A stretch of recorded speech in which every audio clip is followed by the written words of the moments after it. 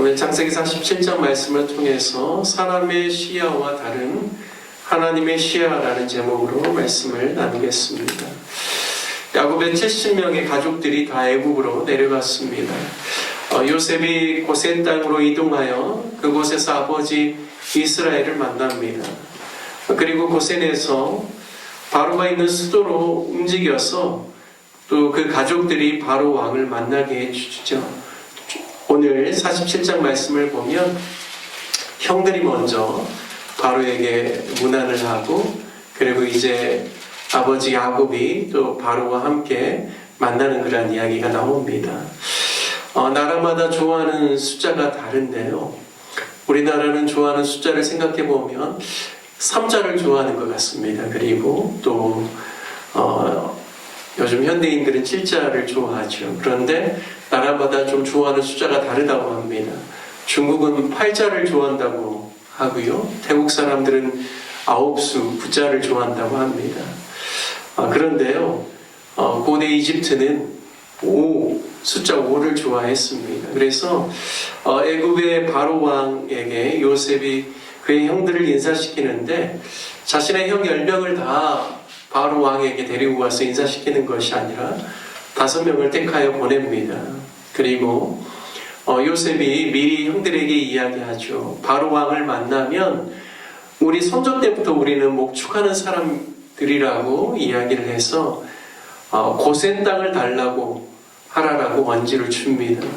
그래서 이제 5명의 형들이 바로 앞에 서서 이야기할 때 본인들이 생업이 목축하는 자라라고 이야기하면서 고센 땅에 대한 이야기를 합니다. 특별히 고센 땅에서 거주하도록 요청하는데요, 이 거주라는 개념이 영주하는 개념은 아닙니다. 그냥 계속해서 영원히 그 땅에서 그냥 사는 그런 개념이 아니라요, 영어 번역에도 보면 temporarily-라고 하는데, 이게 임시적으로 거주할 장소를 의미합니다. 그래서 야곱과 그의 가족들이 애굽에서 우리가 영주할 것이 아니라 우리가 임시적으로 이곳에서 머물 터인데, 우리가 목축하는 사람들이기 때문에 고센 땅을 달라고 한 거이죠. 바로 왕도 그것을 좋게 받아들입니다.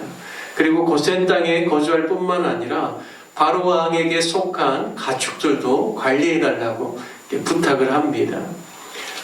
특별히 너희가 보기에 좋은 땅을 택하라고 하는 것은 고센 땅 자체가 좋다라는 의미가 아니라 고센 땅에서도 너희가 마음에 드는 곳을 택하라는 의미일 것입니다.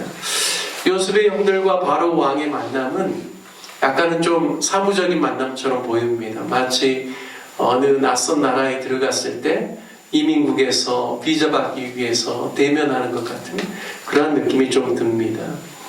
하지만 바로 왕과 요셉의 아버지 야곱의 만남은 전혀 그런 느낌이 없습니다. 개인적인 친교와 같은 느낌이죠. 야곱이 130세에 그가 애굽으로 내려왔습니다. 그리고 147세에 그가 17년을 살고 그 땅에서 이제 147세에 생을 마감하였다라는 내용을 오늘 본문에서 이야기하고 있는데요, 바로 앞에 섰을 때 그가 먼저 바로를 축복하죠. 그리고 난 다음에 바로와 이야기를 나눌 때, 바로 내 그 세월이, 자신의 세월이 우리 선조들 나그네의 길의 연주에 미치지 못한다라고, 자신이 나그네 인생이다라고 이야기를 합니다. 그리고 자신이 험악한 세월을 보냈다라고도 이야기하죠. 그러면서 바로와 교제를 마치고 또 그가 나올 때도 또 바로를 축복하며 나옵니다. 이러한 바로 왕과의 만남을 요셉이 갖게 하고, 이제 그들에게 있어서는 고센 땅에서 이제 거주할 수 있는 그런 모든 이제 권리를 얻게 됩니다. 오늘 본문에 보면 고센이라고도 하지만 또 읽다 보면 라암셋이라는 표현도 있죠. 고센은 그 지방 전체를 가리키는 말이고요, 또 라암셋은 아마도 그 고센 지방 안에서 여러 구역들이 있을 때 그 구역 중에 한 구역 또는 고센 땅 안에 있는 주요 도시로도 볼 수가 있겠습니다. 그런데 이제 중요한 것은요, 이 고센 땅이 어떤 땅인가를 좀 우리가 살펴볼 필요가 있습니다. 고센 땅은 나일강에서 북부 지중해로 내려가는 하류에 위치한 땅입니다. 원래 이집트가 이제 고대 중요한 문명의 발상지로 이야기를 하고 있고, 성경을 보아도 또 고대 시대 때부터 늘 나일은 풍족한 그러한 곳이고, 또 가나안 땅에 기근이 있을 때 남방으로 내려가서 애굽으로 내려간 이유가 있다면 나일강 때문이죠. 그래서 늘 나일강으로 인하여서 그 땅이 원래 이집트 자체가 굉장히 건조한 사막 기후입니다. 그래서 이것은 강수량도 별로 되지 않아서 농사하기에 적합한 곳도 아니고 사람 살기에 좋은 땅이 아니죠. 하지만 그럼에도 불구하고 이집트가 북부 이 아프리카 지역에 있어서 굉장히 번성할 수밖에 없는 이유가 있었다면 그것은 나일강 때문입니다.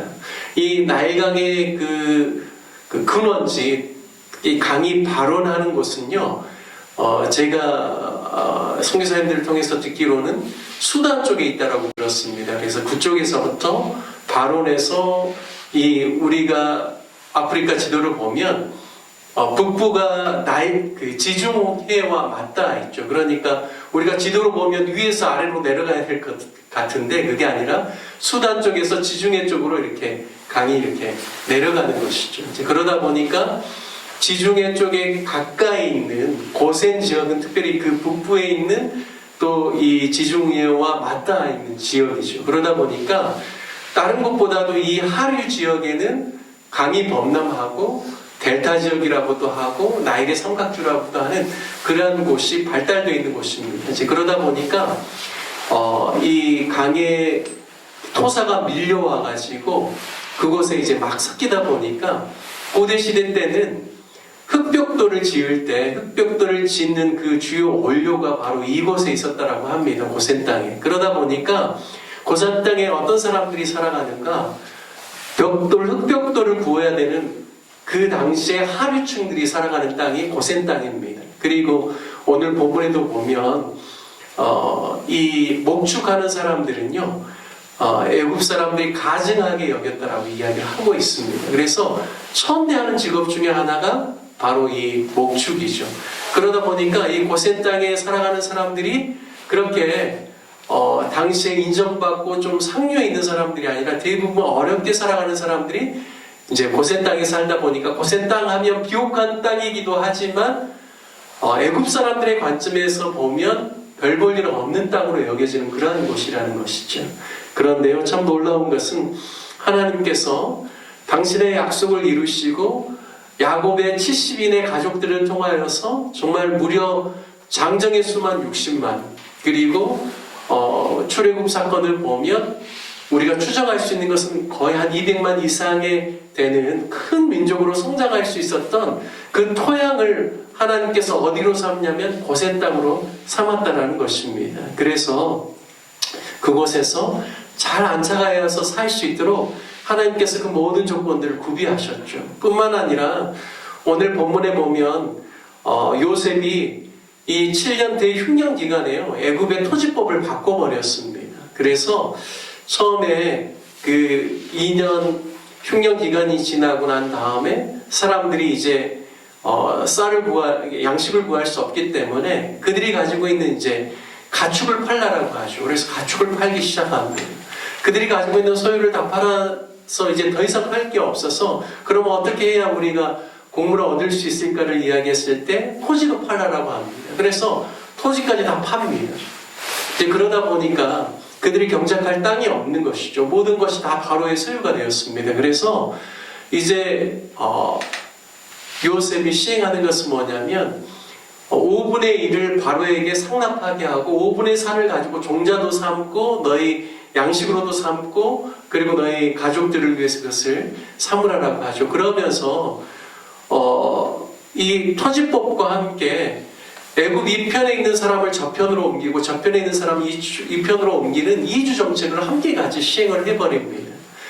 저는 이 부분을 보면서 고센 땅에 이제 막 정착해야 되고 이들이 정말 하나님께서 그 원하시는 중대한 백성으로 성장해야 되는데 그 땅에 있는 사람들이 계속해서 뭔가 텃세를 부리면서 이들이 성장하고 이들이 계속해서 이 땅에 안착하는 데 있어서 방해하고 이렇게 힘들게 하면 너무나 어려울 텐데 어차피 이 애굽에 있는 토지법으로 인하여서 많은 사람들이 이주하게 되었기 때문에 새로운 땅에서 새롭게 삶을 시작해야 되는 그런 것으로 인하여서 이 모든 환경들이 정말 70인의 자손들이 애굽 땅에서 정착하고 중도한 백성으로 세워지는 데 있어서는 이 모든 일들이 합력하여서 선을 이루는 하나님의 그러한 역사 가운데서 이게 작용했다라는 생각들을 하게 됩니다.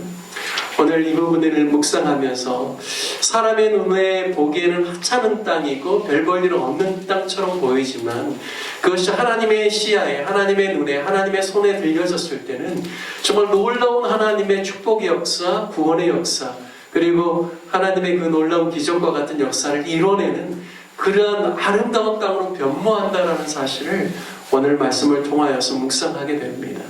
우리가 늘 사람의 시야, 사람의 눈으로 바라보는 것이 아니라 모든 상황과 환경과 또 하나님께서 우리를 인도하시는 그 모든 것 가운데 하나님의 시야를 갖게 됨으로 말미암아 하나님의 축복이 우리의 삶 가운데 가득 넘치고 또 우리의 평생의 삶 가운데 하나님의 구원의 놀라운 역사를 경험하는 저와 여러분 되시기를 주님의 이름으로 축원드립니다. 함께 같이 말씀 적용하며 기도하기를 원합니다. 우리가 늘 사람의 시야, 세상의 안목을 가지고 세상 살아가는 것이 아니라 하나님의 시야를 가지고 믿음으로 살아갈 수 있기를 위해서 기도하기를 원합니다. 늘 우리가 하나님의 눈으로 세상을 바라보고 하나님의 뜻을 이루는 사람들이 되게 해달라고 함께 기도하기를 원합니다. 특별히 오늘 또 교회를 위해서 기도할 때는 오늘 주일 예배 가운데 주께서 기름 부어주셔서 주일 학교 예배와 중고등부 예배, 그리고 작년 예배, 그리고 이어지는 성도의 교제와 또 모든 또 당회와 또 오늘 또 남성교회 모임과 또 모든 성도님들의 그 교제 모든 모임 가운데 하나님께서 은혜를 주시고 또 하나님 기뻐하시는 모임이 될 수 있도록 그리고 예배를 통하여서 우리가 더욱더 주님을 깊이 경험하고 만나는 그런 하나님의 임재를 경험하는 예배의 시간들 될 수 있도록 우리 다 함께 오늘 또 주일 예배를 위해서도 함께 기도하도록 하겠습니다. 주님의 이름 한번 부르시니 함께 기도하겠습니다. 주여